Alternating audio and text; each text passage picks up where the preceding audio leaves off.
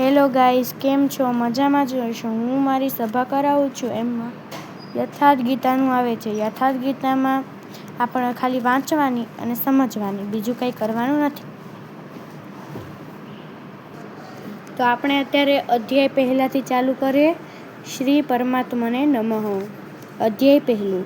ધૃતરાષ્ટ્ર ઉવાચ ધર્મક્ષેત્રે કુરુક્ષેત્રે સમવેતાયુયુત્સવ મમ કા પાંડવાશ્ચૈવ કિમ કુર્વત સંજય. ધૃતરાષ્ટ્ર સંજયને પૂછે છે કે ધર્મક્ષેત્ર રૂપ કુરુક્ષેત્રમાં યુદ્ધ માટે એકઠા થયેલા મારા પુત્રો તથા પાંડવોને શું કર્યું? ધૃતરાષ્ટ્ર એ અજ્ઞાન અને સંજય એ સંયમ. અજ્ઞાન મનની અંદર ઊંડે ઊંડે રહે છે. અજ્ઞાનથી આવૃત મનવાળા ધૃતરાષ્ટ્ર જન્મથી અંધ છે, પરંતુ તે સંયમરૂપી સંજય માધ્યમથી જુએ છે, સાંભળે છે. એ સમજે છે ખરો કે પરમાત્મા સત્ય છે તથા એના પોતાનાથી ઉત્પન્ન થયેલ મોહરૂપી દુર્યોધન જીવિત છે. ત્યાં સુધી એની દ્રષ્ટિ હંમેશા કૌરવો એટલે કે વિકારો પર રહે છે. ધર્મ એક ક્ષેત્ર છે. હૃદયમાં દેશમાં દૈવી સંપત્તિ વિપુલ પ્રમાણમાં હોય ત્યારે આ શરીર ધર્મક્ષેત્ર બની જાય છે, અને જ્યારે એમાં આસુરી સંપત્તિ વિશેષ પ્રમાણમાં હોય ત્યારે આ શરીર કુરુક્ષેત્ર બની જાય છે. કુરુ એટલે કરો. આ શબ્દ આદેશાત્મક છે. શ્રી કૃષ્ણ કહે છે કે પ્રકૃતિની ઉત્પન્ન 3 ગુણો દ્વારા પરવશ માનવી કર્મ કરે છે. તે એક ક્ષણ પણ કર્મ કર્યા વિના રહી શકતો નથી. 3 ગુણો એની પાસે કર્મ કરાવી લે છે. સૂઈ જાઓ તો પણ કર્મ બંધ થતું નથી. નિદ્રા પણ સ્વસ્થ શરીરનો એક માત્ર છે. 3 ગુણો મનુષ્યની દેવતાથી કીટ સુધીના શરીરોમાં બાંધે છે. જ્યાં સુધી પ્રકૃતિ અને પ્રકૃતિથી ઉત્પન્ન ગુણ હયાત છે ત્યાં સુધી કુરુ રહેશે. આમ જન્મ મૃત્યુનું ક્ષેત્ર, વિકારોનું ક્ષેત્ર કુરુક્ષેત્ર છે. પરમ ધર્મ પરમાત્મામાં પ્રવેશ આપનાર પુણ્યમયી પ્રવૃત્તિઓ પાંડવોનું ક્ષેત્ર ધર્મક્ષેત્ર છે. પુરાતત્વવિદો પંજાબ, કાશી, પ્રયાગના મધ્ય ભાગ તથા અનેકવિધ સ્થળોએ કુરુક્ષેત્ર શોધી રહ્યા છે, પરંતુ ગીતાકારે સ્વયં યુદ્ધનું ક્ષેત્ર ક્યાં છે તે બતાવ્યું છે. ઇદં શરીરં કૌંતેય ક્ષેત્રમિત્યભિધીયતે. અર્જુન આ શરીર જ ક્ષેત્ર છે અને તેને જાણે છે, એનો અર્થ સમજી લે છે તે ક્ષેત્રજ્ઞ છે. આગળ એમણે ક્ષેત્રનો વિસ્તાર બતાવ્યો.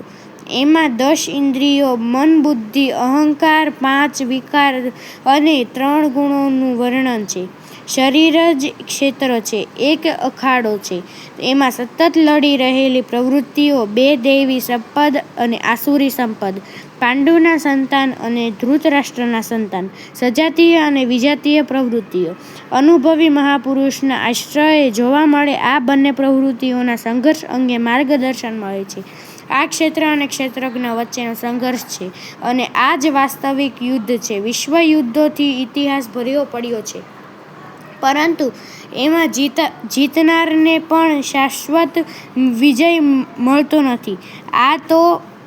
આ તો પારસ્પરિક બદલાની વૃત્તિ છે. પ્રકૃતિનું સંપૂર્ણતયા શમન કરીએ, તેમાંથી અતિરિક્ત સત્તાનું દિગ્દર્શન કરવું અને એમાં પ્રવેશ મેળવવો એ જ સાચો વિજય છે. આ એક જ વિજય એવો છે જેમાં હાર નથી. આ મુક્તિ છે જેની પાછળ જન્મ મૃત્યુનું બંધન નથી. આ રીતે આજ્ઞાનગ્રસ્ત પ્રત્યક્ષ મન સમયથી જાણે છે કે ક્ષેત્રજ્ઞના યુદ્ધમાં શું થયું. સંયમના જેમ જેમ પ્રગતિ થતી જાય તેમ તેમ એવી દ્રષ્ટિ પ્રાપ્ત થાય છે. સંજય ઉવાચ દૃષ્ટવા તુ પાંડવાનીકં વ્યૂઢં દુર્યોધનંસ્તદા આચાર્યમુપસંગમ્ય રાજા વચનમબ્રવીત. પાંડવોના પાંડવોના સૈન્યને રણમાં ગોઠવાયેલું જોઈ રાજા દુર્યોધનને દ્રોણાચાર્ય પાસે જઈને આ વચન કહ્યા. દ્વૈતનું આચરણ એ જ દ્રોણાચાર્ય છે. પરમાત્માથી પોતે અલગ પડી ગયા છે એવું જ્ઞાન થાય છે. આ જ દ્વૈત્ય ભાન છે. એની પ્રાપ્તિ માટે તડપ પેદા થાય છે. ત્યારે આપણે ગુરુને શોધવા નીકળીએ છીએ. બંને પ્રવૃત્તિઓની વચ્ચે એક પ્રાથમિક ગુરુ છે. અલબત્ત ત્યારબાદ સદગુરુ યોગેશ્વર શ્રી કૃષ્ણ રહેશે, જે યોગ સ્થિતિવાળા હશે. રાજા દુર્યોધન આચાર્ય પાસે જાય છે. મોહરૂપી દુર્યોધન. મોહ બધી વ્યાધિઓનું મૂળ છે, બધી વ્યાધિઓનો રાજા છે.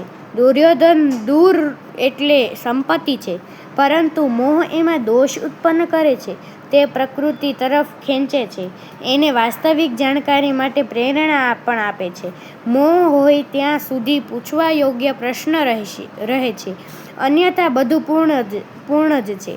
આમ વ્યૂહ રચનાત્મક પાંડવોની સેનાને જોઈને, અર્થાત પુણ્યથી પ્રવાહિત સજાતીય વૃત્તિઓની સંગઠિત જોઈને મોહરૂપી દુર્યોધને પ્રથમ ગુરુ દ્રોણ પાસે જઈને કહ્યું, પશ્યેતા પાંડુપુત્રાણામાચાર્ય મહિતિ ચમું વ્યુઢાં દ્રુપદપુત્રેણ તવ શિષ્યેણ ધીમતા. હે આચાર્ય, આપના બુદ્ધિમાન શિષ્ય દ્રુપદ પુત્ર ધૃષ્ટદ્યુમ્ને ગોઠવેલા પાંડવોના આ મોટા સૈન્ય જુઓ. શાશ્વત અમરપદમાં શ્રદ્ધા રાખનાર દ્રઢ મન એ જ ધૃષ્ટદ્યુમ્ન. આ જ પુણ્યમયી પ્રવૃત્તિઓનો નાયક છે. સાધન કઠિન ન મન કરે ટેતા. સાધન કઠિન નથી, મનની ટેક જ કઠિન હોવી જોઈએ. હવે સેનાનો વિસ્તાર જોઈએ. અત્ર શૂરા મહેશ્વાસા ભીમાર્જુન સમાયુધિ યુયુધાનો વિરાટશ્ચ દ્રુપશ્ચ મહારથઃ.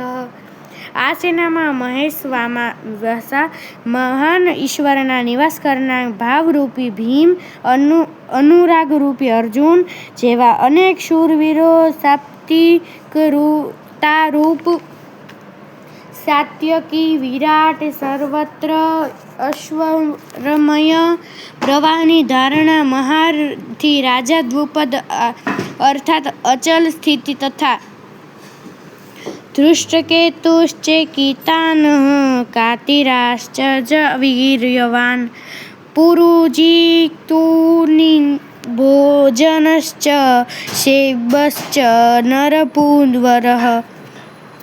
ધૃષ્ટકેતુઃ દ્રઢ કર્તવ્યન ચેકિતાન ચિત્ત જ્યાં જાય ત્યાંથી તેને ખેંચીને ઇષ્ટમાં સ્થિર કરે છે.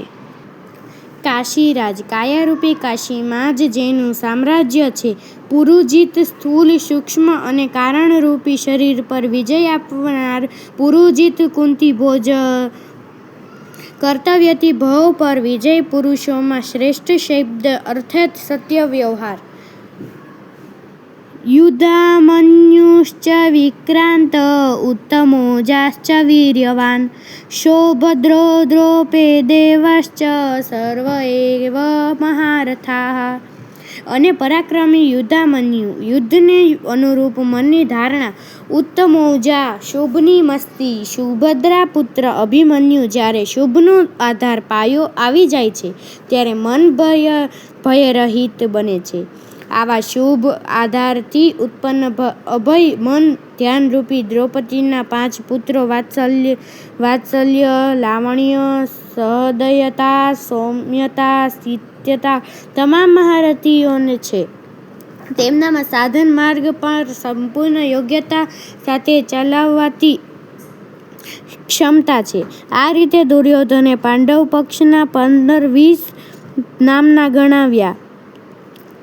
એ સો દેવી સંપત્તિના મહત્વપૂર્ણ અંગ છે. વિજાતીય પ્રવૃત્તિના રાજા હોવા છતાં મોહ જ સજાતીય પ્રવૃત્તિને સમજવા માટે ફરજ પાડે છે. દુર્યોધન પોતાનો પક્ષ સંક્ષેપમાં કહે છે, આજ કોઈ બહારનું યુદ્ધ હોત તો પોતાની એ વિષયની અતિશયોક્તિપૂર્ણ ગણતરી કરી બતાવત. વિકારની ઓછી ગણતરી કરવામાં આવી કેમ કે એના પર તો વિજય મેળવવાનો છે, તે નશવંત છે. માત્ર 5-7 વિકાર બનાવ્યા, એના અંતરાલમાં બહિર્મુખી પ્રવૃત્તિ સ્થિત છે. અસ્માકં તુ વિશિષ્ટિકા યેતા નિત્યબોધદ્વિજોતમ નાયકા મમ સેનસ્ય સંજ્ઞાર્થ તામ્બ્રવીમિ તે. વળી હે દ્વિજોતમ, આપણા પક્ષમાં મોટા મોટા યોદ્ધાઓ છે, તેને પણ આપ સમજી લો. મારી સેનાના જે નાયક છે એની પણ આપને જાણ કરું છું. બાહરી યુદ્ધમાં સેનાપતિ માટે દ્વિજોતમ સંબોધન ન વપરાય. વસ્તુતઃ ગીતા અંતઃકરણની 2 પ્રવૃત્તિઓનો સંઘર્ષ છે. એમાં દ્વૈતનું આચરણ તે દ્રોણ છે. જ્યાં સુધી આપણે આરાધ્ય સહેજ પણ અલગ છીએ ત્યાં સુધી પ્રકૃતિ વિદ્યમાન છે, દ્વૈત રહે છે. આ દ્વૈત પર વિજય પ્રાપ્ત કરવાની પ્રેરણા સૌપ્રથમ દ્રોણાચાર્ય પાસેથી મળે છે. અધૂરી શિક્ષા જ પૂર્ણ જાણકારી માટે પ્રેરણા પ્રદાન છે. આ પૂજાનું સ્થાનક મંદિર નથી, રણભૂમિમાં તે સૂર્યસૂચક સંબોધન હોવું જોઈએ. વિજાતીય પ્રવૃત્તિના નાયક કોણ છે? ભવાનભીશ્ચ, કર્ણશ્ચ, કૃપશ્ચ, સમિતિંજયઃ, અથ્વત્થામા વિકર્ણશ્ચ, સોમદત્તિસ્તથૈવ ચ. એક તો સ્વયં આપ દ્વૈતના આચરણ રૂપી દ્રોણાચાર્ય છો. બ્રહ્મરૂપી પિતામહ ભીષ્મ છે. બ્રહ્મમાંથી વિકારો ઉદ્ભવે છે, અંત સુધી જીવિત રહે છે, એટલા માટે પિતામહ છે. આખી સેના મરી ગઈ હતી પણ તે જીવતા રહ્યા હતા.